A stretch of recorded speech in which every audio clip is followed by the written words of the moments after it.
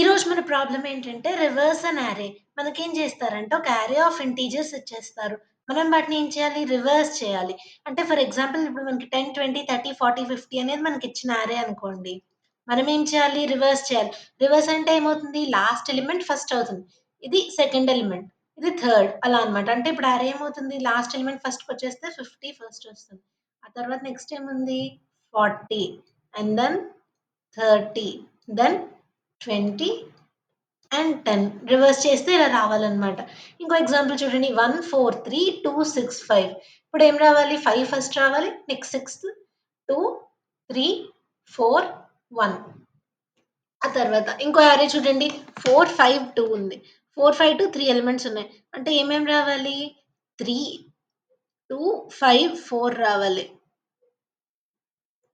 అంటే first element last అవ్వాలి. Last element first అవ్వాలి. రివర్సింగ్ అర్రే అంటే.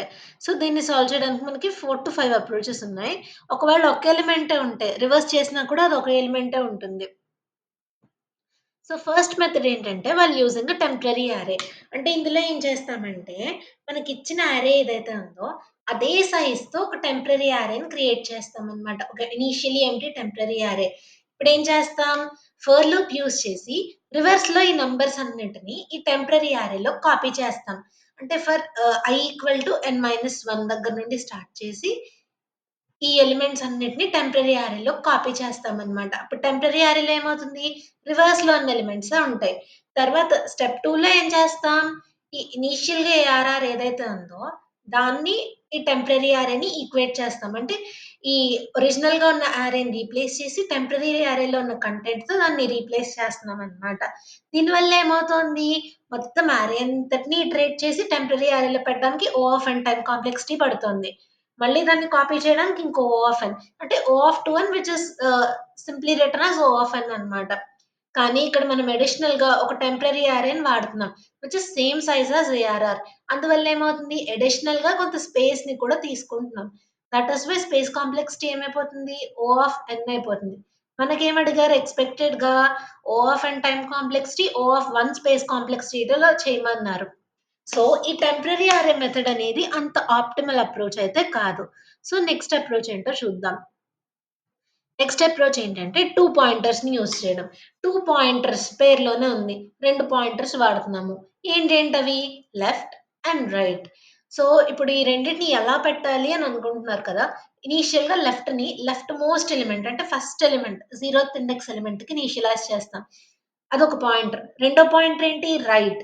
అదేంటి? Right most element. అంటే ఏంటి? Last element. అంటే n-1థ్ ఎలిమెంట్‌కి ఇనీషియలైజ్ చేస్తాం. అంటే ఎంతవుతుంది? లెఫ్ట్ అనేది 0, రైట్ n-1 ఇండెక్స్ కాబట్టి టోటల్ n ఎలిమెంట్స్ ఉంటే ఇండెక్స్ ఏమవుతుంది? Last index n-1. సో, రైట్‌ని n-1కి ఇనీషియలైజ్ చేసాం. ఇందులో ఏం చేస్తున్నామంటే లెఫ్ట్‌ని, రైట్‌ని మ్యూచువల్‌గా స్వాప్ చేసేస్తున్నామనమాట. అర్రే ఆఫ్ లెఫ్ట్‌లో ఉన్న ఎలిమెంట్‌ని, అర్రే ఆఫ్ రైట్‌లో ఉన్న ఎలిమెంట్‌ని స్వాప్ చేసేస్తున్నాం. సో, ఇనీషియల్‌గా లెఫ్ట్ 0, రైట్ అనేది n-1 కదా! అంటే ఇక్కడ మనకు 6 ఎలిమెంట్స్ ఉన్నాయి కాబట్టి n-1 will be 5. So, right అనేది ఫిఫ్త్ ఇండెక్స్ దగ్గర పాయింట్ చేస్తుంది. లెఫ్ట్ అనేది 0 దగ్గరుంది.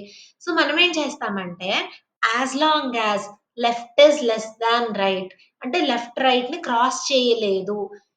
లెఫ్ట్ రైట్ కన్నా తక్కువ వాల్యూ ఉంది అన్నంత వరకు మనం ఇది లూప్‌ని రన్ చేస్తామనమాట.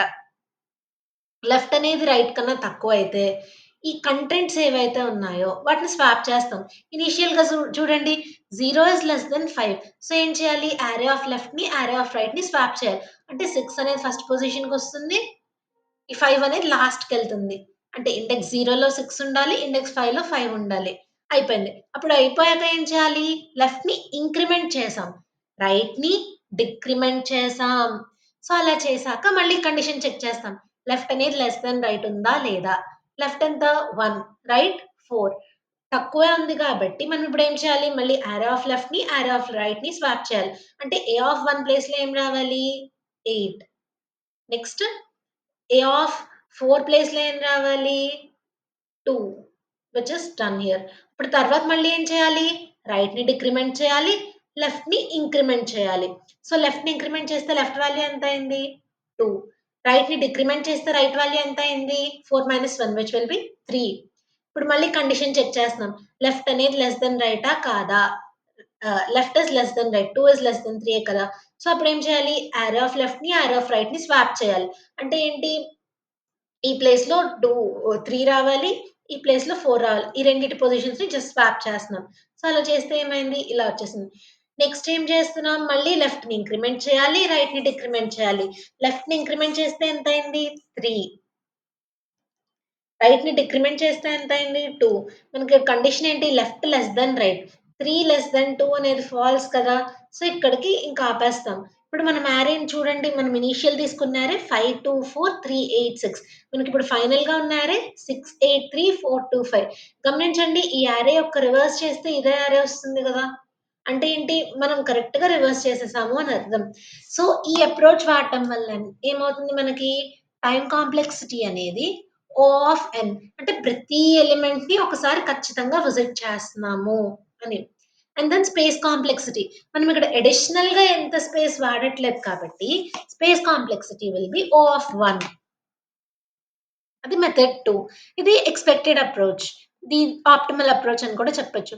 సేమ్ ఇదే మెథడ్‌ని మనం లెఫ్ట్, రైట్ పాయింటర్స్ వాడకుండా కూడా చేయొచ్చు. ఎలాగా?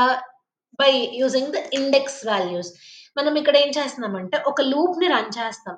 రన్ చేసి ఆ ఇండెక్స్ వాల్యూస్ ఇక్కడ లెఫ్ట్, రైట్ పాయింటర్స్ పెట్టి అక్కడ వాల్యూస్‌ని కరస్పాండింగ్ ఏదైతే స్వాప్ చేసామో, అలా కాకుండా ఇక్కడ ఇండెక్స్‌ని బట్టి స్వాప్ చేస్తాం.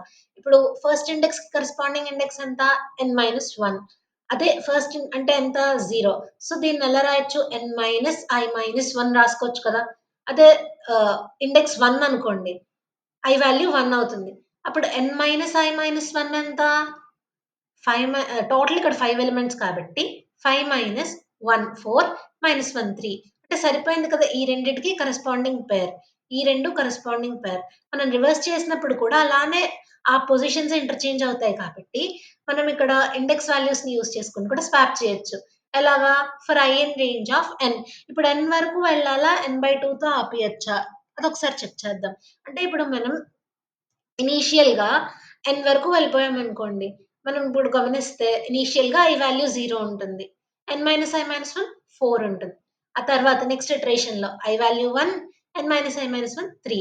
తర్వాత i2, n-i-1 కూడా 2. తర్వాత i3, n-i-1 1. ఆ తర్వాత i4, n-i-1 0. మనం ఇక్కడ గమనిస్తే ఈ 2 సేమ్ ఉన్నాయి. 1331 4004 అంటే మనం మళ్ళీ మొత్తం ఇటరేట్ చేసామనుకోండి, మనకు ఒరిజినల్ అరేనే వచ్చేస్తుంది. అందుకు సగం వరకు ఇటరేట్ చేస్తే మనకు రివర్స్ అరే వచ్చేస్తుంది. ఇక్కడి వరకు సేమ్. ఇక్కడి వరకు చేసేస్తే మనకు రివర్స్ అయిపోతుంది. ఆ తర్వాత అది కాదు మళ్ళీ ఈ 2 చేసామనుకోండి, మనం ఇనీషియల్‌గా ఏ అరేతో బయలుదేరామో మనకు చివరికి మళ్ళీ అదే అరే వస్తుంది. సో, అందుకలా చేయకుండా n/2 for i in range of n/2 వరకు చేసుకుంటే సరిపోతుంది. ఇప్పుడేం చేయాలి? 0 పొజిషన్‌ని n-i-1ని అంటే ఐత్ పొజిషన్‌ని n-i-1ని స్వాప్ చేస్తే సరిపోతుంది. సో, ఇనీషియల్‌గా 0 ఉందనుకోండి. దానికి n-i-1 ఎంత? 4. సో, 0ని, 4ని ఇండెక్స్‌లో ఉన్న వాల్యూస్‌ని స్వాప్ చేస్తాం. అంటే ఇక్కడికేమొస్తుంది? 50 ఇక్కడికి 10. ఫస్ట్ ఇటరేషన్ అయిపోయింది. ఐని ఇంక్రిమెంట్ చేసాం. ఇప్పుడు ఐ వాల్యూ ఎంత? 1. 1 ఐ వాల్యూ 1 అయితే n-i-1 ఎంత? 3. అంటే ఈ 2 పొజిషన్స్‌లో ఉన్న వాల్యూస్‌ని స్వాప్ చేయాలి. Which will be 40, 20. తర్వాత ఐ వాల్యూ ఇంక్రిమెంట్ చేసాం. 2 ఒకటే.